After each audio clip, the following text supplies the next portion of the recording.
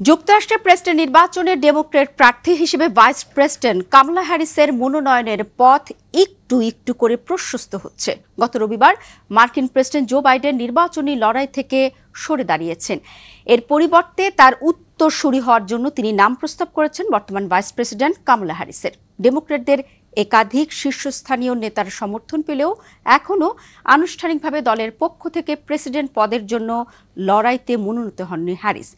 এখন তার দলের কাছ থেকে এই মনোনয়ন অর্জন করার বিষয়টা যদি সহজ হয়ে যায়, তাহলেও কমলা হ্যারিসের সামনে সবচেয়ে কঠিন চ্যালেঞ্জ এখনও আসা বাকি।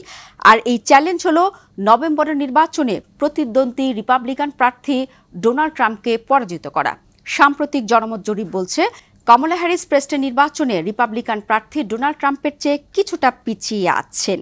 ঠিক যে অবস্থানে জো বাইডেন নিজেকে দেখতে পেয়েছিলেন তার প্রার্থী পদ প্রত্যাহার করে নেওয়ার মতো ঐতিহাসিক সিদ্ধান্ত ঘোষণা করার আগে।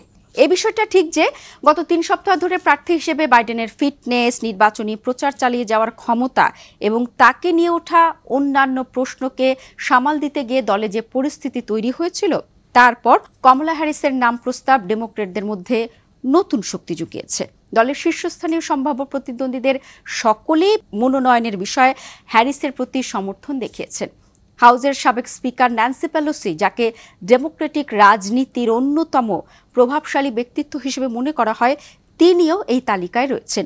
নভেম্বর মাসের নির্বাচনে একটা হাড্ডাহাড্ডি লড়াই দেখা যাবে, সে বিষয়ে কোনো সন্দেহ নেই। ভাইস প্রেসিডেন্ট কমলা হ্যারিসের কাছে প্রাথমিক চ্যালেঞ্জ এবং সুযোগ হলো ডোনাল্ড ট্রাম্পের প্রতি বিদ্বেষকে পুঁজি হিসেবে ব্যবহার করা, প্রধান সুইং স্টেটগুলোতে মধ্যপন্থী ভোটারদের আকৃষ্ট করা এবং ডেমোক্রেটিক বেসকে শক্তিশালী করে তোলা।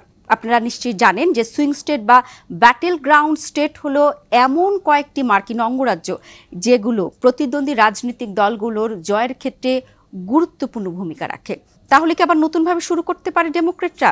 এই যে ডেমোক্রেটদের মধ্যে রিসেট বা পুনর্স্থাপন, এর বিষয়টা আসে অনেক ডলারের চিহ্নকে সঙ্গ করে। কমলা হ্যারিসের প্রচার শিবিরের তথ্য অনুযায়ী জো বাইডেনের প্রার্থী পদ প্রত্যাহারের ঘোষণার 24 ঘন্টার মধ্যে ভাইস প্রেসিডেন্ট নতুন অনুদান হিসেবে $8 কোটি বেশি অর্থ সংগ্রহ করেছেন, যা এবারের নির্বাচনে কোনো প্রার্থীর একদিনে সংগ্রহ করা অনুদানের মধ্যে সবচেয়ে বেশি। এর পাশাপাশি বাইডেন হ্যারিসের তহবিল থেকে উত্তরাধিকার সূত্রে পাওয়া প্রায় $10 কোটি হ্যারিসকে তার আসন্ন নির্বাচনী প্রচারের জন্য একটি মজবুত আর্থিক ভিত্তি দিয়েছে। এই তো আমরা শুনলাম যে অনেক সাহায্য পেয়েছেন। এবার সম্ভাব্য ইতিবাচক দিকগুলো একটু আলোচনা করি। এখন যুক্তরাষ্ট্রের ভাইস প্রেসিডেন্ট যদি আনুষ্ঠানিকভাবে তার দলের মনোনয়ন পান, তাহলে নির্বাচনে রিপাবলিকানরা তাদের প্রতিপক্ষ ডেমোক্রেটদের বিরুদ্ধে যে সবচেয়ে কার্যকর আক্রমণ চালিয়ে এসেছিল তার একটা মোক্ষম উত্তর দিতে পারবে। এবং সেটা কি জানেন? সেটা হলো প্রার্থীর বয়স।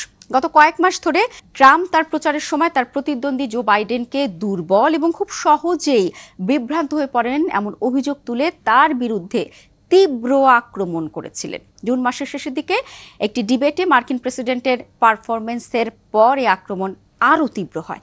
দলের অন্দরেও প্রার্থীপদ প্রত্যাহার করে নেওয়ার জন্য 81 বছরের জো বাইডেনের উপর চাপ বাড়তে থাকে। অন্যদিকে কমলা হ্যারিসের বয়স 59 বছর।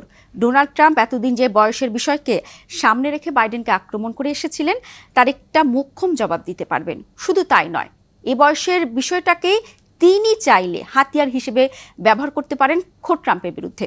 কারণ জিতলে 78 বছরের এই রিপাবলিকান প্রার্থী হবেন এখন পর্যন্ত যুক্তরাষ্ট্রের সবচেয়ে বয়স্ক প্রেসিডেন্ট। কমলা হ্যারিস কৃষ্ণাঙ্গ ভোটারদের কাছ থেকে যে সমর্থন পেতে সক্ষম হতে পারেন, যারা সাম্প্রতিক মাসগুলোতে বাইডেনের কাছ থেকে কিছুটা দূরে সরে যাচ্ছেন বলে বেশ কয়েকটা জরিপে উঠে এসেছিল। তিনি যদি অন্যান্য সংখ্যালঘু এবং তরুণ ভোটারদের কাছ থেকে আরও সমর্থন পেতে পারেন, যা 2008 এবং 2012 সালে বারাক ওবামা নির্বাচনী সাফল্যে গুরুত্বপূর্ণ ভূমিকা পালন করেছিল। এখানে আপনাদের একটি কথা বলতে চাই। নিশ্চয়ই আপনারা এর মধ্যে জেনেছেন যে সাবেক যে প্রেসিডেন্ট বারাক ওবামা, যিনি যুক্তরাষ্ট্রের ইতিহাসে প্রথম কৃষ্ণাঙ্গ প্রেসিডেন্ট, তিনি কিন্তু এরই মধ্যে কমলা হ্যারিসকে একটি সমর্থন দিয়েছেন এবং তার পক্ষে প্রচারের মাঠে নামারও ঘোষণা দিয়েছেন। এবং আমরা নিশ্চয়ই দেখতে পারবো যে কমলা হ্যারিসের পক্ষে নির্বাচনী প্রচারে মাঠ দাপিয়ে বেড়াচ্ছেন বারাক ওবামা। তাহলে তো আসন্ন ভোটে সুইং স্টেটগুলোতে ডোনাল্ড ট্রাম্পের বিরুদ্ধে শক্ত জমি পেতে হ্যারিসকে সাহায্য করতে পারবে এই যে কৃষ্ণাঙ্গ ভোটাররা। প্রসিকিউটর হিসেবে কিন্তু হ্যারিসের ব্যাকগ্রাউন্ড কিন্তু তার প্রার্থীপদকে মজবুত করে। আপনারা নিশ্চয়ই জানেন তিনি আইনজীবী ছিলেন এবং প্রসিকিউটর হিসেবে তার ক্যারিয়ারের এই দিকটা 2019 সালের ডেমোক্রেট প্রেসিডেন্ট মনোনয়নের সময় অবশ্য কিছুটা সমস্যা হয়ে দাঁড়িয়েছিল, বামপন্থীদের কাছ থেকে আক্রমণের মুখেও ফেলেছিল তাকে। ভাইস প্রেসিডেন্ট হ্যারিস কিন্তু গর্ভপাতের সমর্থনে কথা বলেছেন, যা সাম্প্রতিক নির্বাচনের ডেমোক্রেটের পক্ষে ইতিবাচক বলে প্রমাণিত হয়েছে। এই বিষয়টি আপনাদের ব্যাখ্যা করতে চাই। আপনারা জানেন যে যুক্তরাষ্ট্র অনেক উদারপন্থী দেশ হলেও এই জায়গাতে কিন্তু তারা খুব কঠোর, যে তাদের যে গর্ভপাতের বিষয়টি যে কোনো রাজনৈতিক দল, বিশেষ করে রিপাবলিকানরা সবসময় এড়িয়ে যায়, কিন্তু প্রসিকিউটর থাকার সময় গর্ভপাতের পক্ষে সমর্থনের কথা শোনা যায় তার। তবে এত যে কথা বলছি, কিন্তু দুর্বলতাও কিন্তু আছে, সেগুলো একটু নজর দেয়। কমলা হ্যারিসের সমস্ত সম্ভাব্য শক্তি থাকা সত্ত্বেও ডেমোক্রেটরা প্রাথমিকভাবে বাইডেনকে সরে দাঁড়ানোর বিষয়ে চাপ দিতে ইতস্তত করছিলেন। তার কারণ হলো, হিসেব মাফিক হচ্ছে প্রেসিডেন্টের রানিং মেটই হবেন তার স্পষ্ট উত্তরসূরি। গর্ভপাত ইস্যু নিয়ে ডেমোক্রেটদের মধ্যে উৎসাহ তৈরি করলেও ভাইস প্রেসিডেন্ট হিসেবে কমলা হ্যারিসের রেকর্ড কিন্তু কিছু মিশ্র। কেন? বাইডেন প্রশাসনের প্রথম দিকে তাকে মার্কিন মেক্সিকো সীমান্ত অভিবাসন সংকটের মূল কারণগুলোর মোকাবেলা করার দায়িত্ব দেওয়া হয়েছিল, কিন্তু তিনি যদি দেখি সেভাবে দায়িত্ব পালন করতে পারেননি। সেই বিষয়ে একটু আপনাদের একটু ক্লু দিচ্ছে। এনবিসি নিউজের উপস্থাপক লেস্টার হল্টের সঙ্গে 2021 সালের জুনে একটি হ্যান্ড সাক্ষাৎকার সহ বেশ কয়েকটা ভুল পদক্ষেপ তিনি নিয়েছিলেন, এবং তার ভুল বিবৃতি কিন্তু তার অবস্থানকে ক্ষতিগ্রস্ত করে, এবং এর ফলে তাকে কিন্তু যে রক্ষণশীল যারা আছেন যুক্তরাষ্ট্রের, তাদের আক্রমণের মুখেও পড়তে হয়। আর রিপাবলিকানরা কিন্তু সব সময় যেমন বাইডেনের সমালোচনা করেছেন, কমলা হ্যারিসেরও সমালোচনায় মুখর হয়েছেন, এবং জনমত জরিপে উঠে আসা বাইডেনের প্রশাসনের জনপ্রিয় নীতি, এমন অভিবাসন নীতির জন্য তাকে দায়ী করেছেন। এই কথাটা একটু বলতে চাই।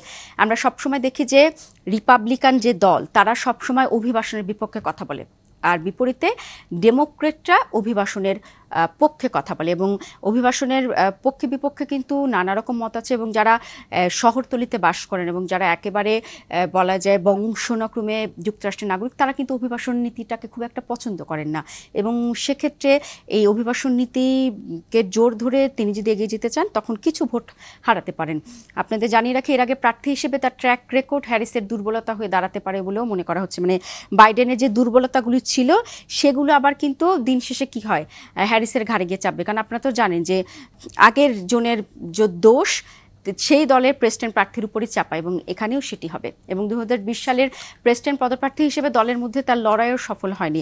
ডেমোক্রেটিক মনোনয়ন প্রার্থী হিসেবে তিনি দ্রুত সিঁড়িতে উঠলেও তার বিভ্রান্তিকর সাক্ষাৎকার, স্পষ্টভাবে সংজ্ঞায়িত দৃষ্টিভঙ্গির অভাব এবং দুর্বলভাবে পরিচালিত প্রচারের ফলে প্রাথমিক প্রতিযোগিতার আগে বাদ চলে যেতে হয়েছিল কমলা হ্যারিসকে। এই বিষয়টা বলে রাখি, যেবার বাইডেন আপনার প্রেসিডেন্ট পদের জন্য লড়তে চান, সে সময় কিন্তু কমলা হ্যারিসও লড়তে চেয়েছিলেন, কিন্তু তিনি যে তার যেমন সাংগঠনিক কিছু দক্ষতার অভাব ছিল, কিছু বিভ্রান্তিকর তথ্য দিয়েছিলেন, সেক্ষেত্রে তিনি পিছিয়ে পড়েন। তবে কিছু ভালো দিকও আছে, সেটি হচ্ছে কমলা হ্যারিসের জন্য সম্ভবত সবচেয়ে বড় চ্যালেঞ্জ হলো প্রেসিডেন্ট বাইডেনের মতো তিনি ক্ষমতাসীন নন। এই কথাটা আপনাদের মনে রাখতে হবে। প্রেসিডেন্ট বাইডেন বারাক ওবামার শাসনামলে ভাইস প্রেসিডেন্ট ছিলেন, এবং তার কিন্তু তিনি একজন ঝানু রাজনীতিবিদ, এবং এই যে পাওয়ারফুল, সেই জায়গাটিতে একটু ঘাটতি রয়েছে কমলা হ্যারিসের, এবং সেটাকেই রিপাবলিকানরা বলছে যে কমলা হ্যারিস কিছুটা অপরিপক্ক, অপরীক্ষিত এবং প্রেসিডেন্ট হওয়ার পক্ষে বেশ ঝুঁকিপূর্ণ, এবং এটাই কিন্তু প্রচারে বারবার তুলে ধরছেন রিপাবলিকানরা। উল্টো দিকে আমরা যদি ডোনাল্ড ট্রাম্পের কথা ধরি, তিনি অনেকটা পরীক্ষিত, এরই মধ্যে এক টার্মে 4 বছর তিনি মেয়াদে দায়িত্ব পালন করেছেন। তবে আমেরিকার জনগণের সামনে কিন্তু ফার্স্ট ইমপ্রেশন তৈরি করার সুযোগ রয়েছে হ্যারিসের সামনে। যত কথাই বলি না কেন, তিনি যদি তার অভিযানের প্রথমে হোঁচট খান, তাহলে সেটা আগস্ট মাসে ডেমোক্রেটদের জাতীয় কনভেনশন পর্যন্ত প্রসারিত একটি বর্ধিত ক্ষমতার লড়াইয়ের দরজা খুলে দিবে। সেক্ষেত্রে কি করবে, ডেমোক্রেটরা অন্য কোনো প্রার্থীকেও সম্মতিক্রমে বেছে নিতে পারে, কিংবা তাদের মধ্যে অনৈক্য দেখা দিতে পারে। এবং আমরা দেখেছি গত 4 সপ্তাহে হোয়াইট হাউসের দৌড়ে ভাগ্যের পরিবর্তন কতটা দ্রুত পরিবর্তন হতে পারে। হ্যারিস আমেরিকান রাজনীতির সবচেয়ে বড় মঞ্চে তার টিকিট পাঞ্চ করেছেন। এখন তাকে দেখাতে হবে তিনি প্রতিদ্বন্দ্বিতা করতে সক্ষম, এবং সেই প্রতিদ্বন্দ্বিতা কার বিরুদ্ধে করবেন জানেন? মার্কিন প্রেসিডেন্ট ডোনাল্ড ট্রাম্পকে। এবং আপনারা জানেন যে এই ডোনাল্ড ট্রাম্প পেনসিলভেনিয়া একটি যে সমাবেশে তিনি কিন্তু কানে গুলি খেয়েছেন, এবং সেই হত্যা চেষ্টার পর কিন্তু ট্রাম্পের জনপ্রিয়তা হু হু করে বেড়েছে। তারপরও বলা যায় যে নিজের ইমপ্রেশন, নিজের প্রচার, নিজের বক্তব্য, নিজের দৃষ্টিভঙ্গি দিয়ে কিন্তু হ্যারিসকে উতরে যেতে হবে এবং টক্কর দিতে হবে ডোনাল্ড ট্রাম্পকে।